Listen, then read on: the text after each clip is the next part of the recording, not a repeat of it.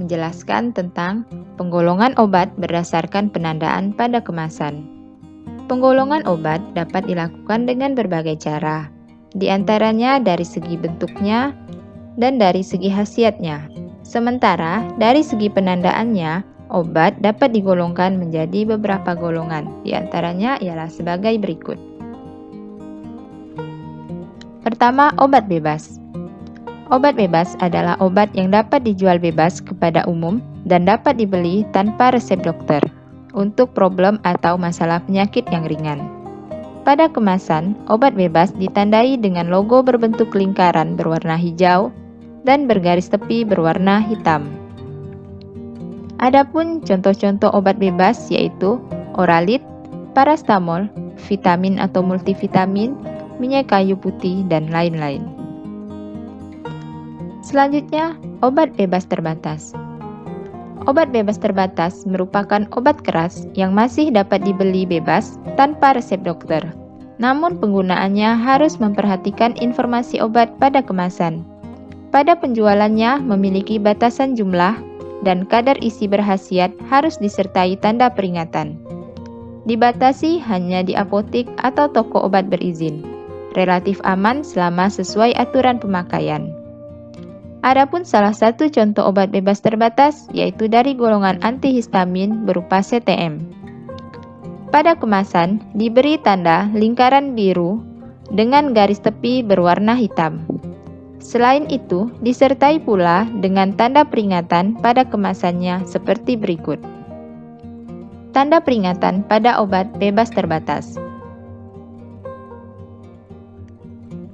P. Nomor 1. Awas, obat keras, bacalah aturan pemakaiannya.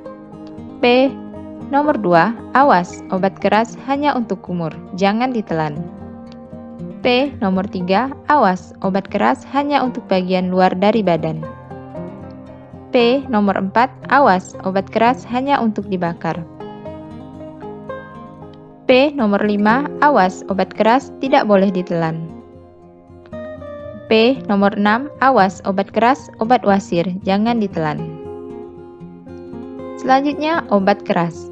Obat golongan ini hanya bisa diperoleh dengan resep dokter, karena efek negatif yang mungkin ditimbulkan jika dikonsumsi tanpa pengawasan tenaga kesehatan dan bersifat berat.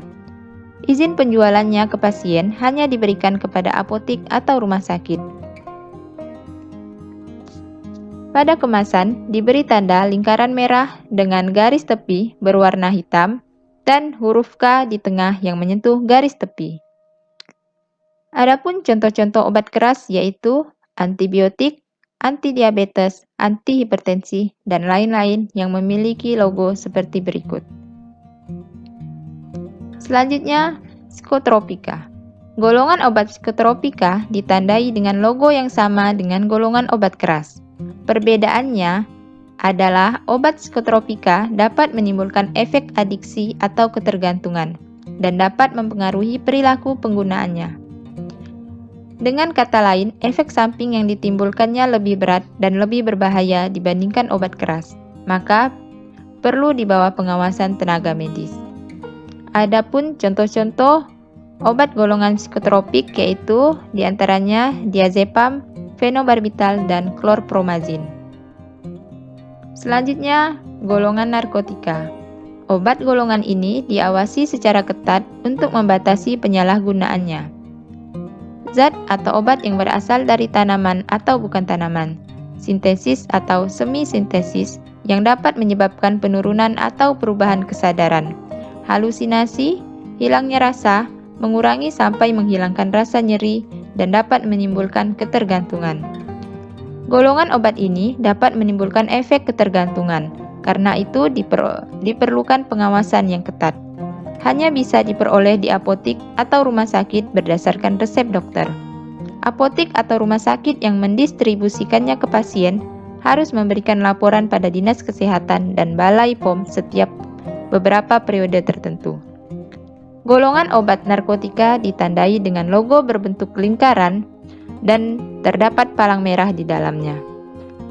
Adapun contoh-contoh obat golongan narkotika yaitu morfin, petidin, kodein, dan lain-lain yang memiliki logo seperti berikut.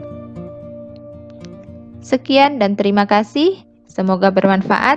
Dan jangan lupa untuk like, komen, share, dan subscribe di channel PAM Edu Official.